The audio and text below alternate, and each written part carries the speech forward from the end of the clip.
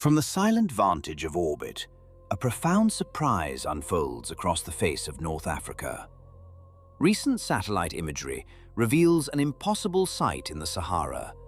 Ephemeral lakes, shimmering where there should only be barren sand, and a fragile blush of green staining the vast, sun-scorched earth. This is the aftermath of an extraordinary deluge.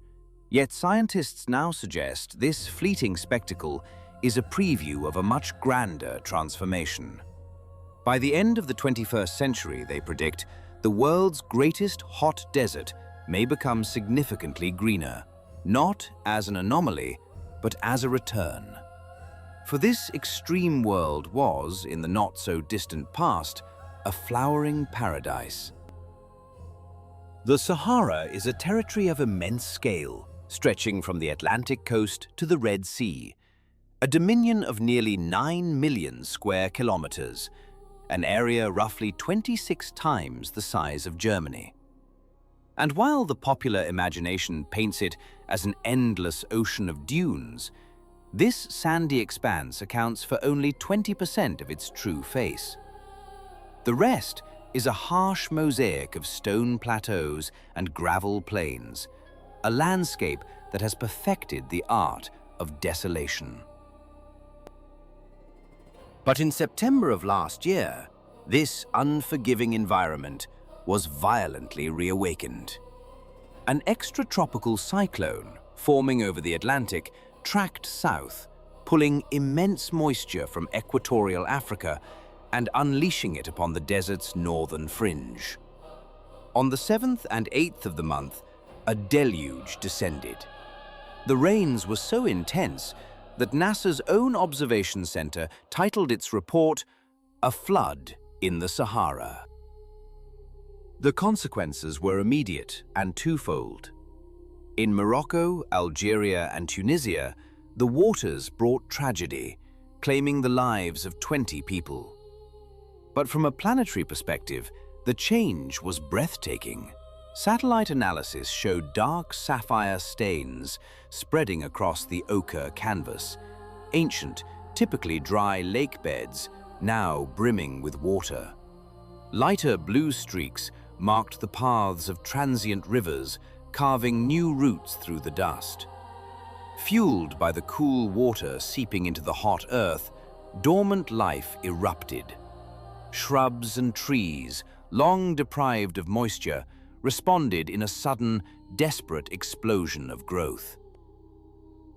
The storm delivered over 200 millimeters of rainfall in mere days, an amount that typically falls over the course of an entire year. It was the result of a rare meteorological alignment, where the intertropical convergence zone, a belt of low pressure that circles the globe, stretched unusually far to the north. This sudden verdancy, however, is not without precedent. It is an echo, a whisper of a forgotten climate. It is a reminder that landscapes we perceive as permanent are merely in a state of pause. The desert does not forget the water, it merely waits for its return. A paradox is being written across the face of North Africa, a story told in dust and chlorophyll. The Sahara, that vast and ancient sea of sand, is on the move. Its relentless march, a phenomenon that for years seemed a simple, brutal fact of nature, has revealed a deeply perplexing twist, one that caught the scientific world by surprise. While its northern edges creep forward, its southern heart is, impossibly, turning green. The evidence for its expansion is undeniable. A landmark study, published in the year 2018 in the Journal of Climate, confirmed what many had long suspected. The Sahara is growing. Researchers at the University of Maryland meticulously analyzed a century of precipitation data, charting the desert's slow, insatiable advance. Over the last 100 years, its domain has swelled by an estimated 10%, an area the size of a nation swallowed by sand. To And now comes the part no one talks about. But this is where understand this inexorable creep, scientists separated the planet's natural rhythms from the fingerprint of human activity. They discovered that the desert's growth is a tale of two forces. Roughly 2/3 of this desiccation can be attributed to long-term natural climate cycles. But the remaining third, the accelerator, is a consequence of a warming world. The engine driving this change is a planetary-scale phenomenon known as the Hadley circulation. It is a colossal atmospheric conveyor belt, lifting warm, moist air at the equator and casting it down as dry, descending air over the subtropics. This is the mechanism that has sculpted the great deserts of the world for millennia. But climate change appears to be intensifying this circulation, widening its reach. The result is a slow northward migration of this arid zone, pushing the desert's fringe deeper into the Mediterranean basin, threatening ecosystems that have stood for centuries. And yet, this is only half the story. In this world of encroaching sand, a contradictory miracle is unfolding. Along the Sahara's southern border, in the vast transitional zone known as the Sahel, the landscape is reviving. Against all odds, where the desert should be tightening its grip, life is returning. This greening of the Sahara is not a retreat, but a transformation from within. The cause is as paradoxical as the effect itself. Climate modeling to the very agent of our climate crisis, carbon dioxide. As anthropogenic climate change continues unabated, the increasing concentration of CO2 in the atmosphere acts as a powerful fertilizer. Plants, after all, breathe in this gas. It is the fundamental building block for photosynthesis. With more of it in the air, vegetation in these water-stressed regions becomes more efficient, able to grow more robustly with the same scarce resources. So we are left with a profound and unsettling duality. The Sahara is a world at war with itself, pushed and pulled by the consequences of a changing planet. Its northern frontier advances, driven by atmospheric mechanics supercharged by warming. Simultaneously, its southern reaches are being reawakened by the very emissions that fuel that warming.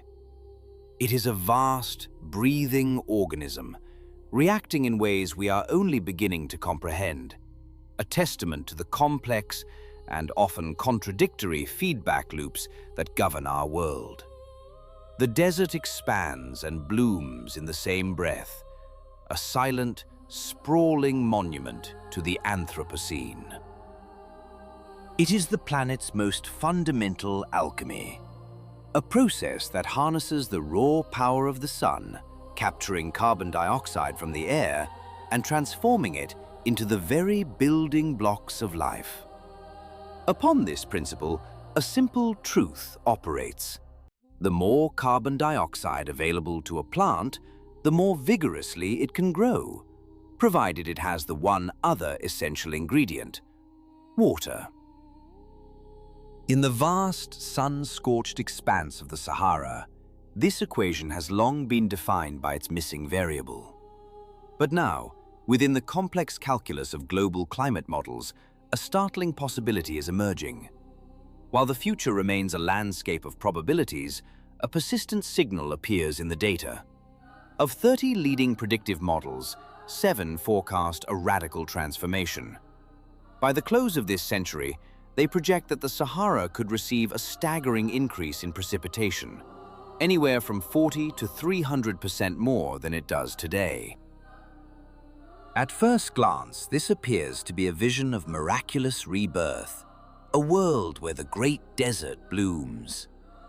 Beyond the If you think you've seen everything, wait, what comes next will turn everything upside down. explosion of natural vegetation, such a change would create vastly improved conditions for agriculture, potentially turning barren sand into fertile ground for millions.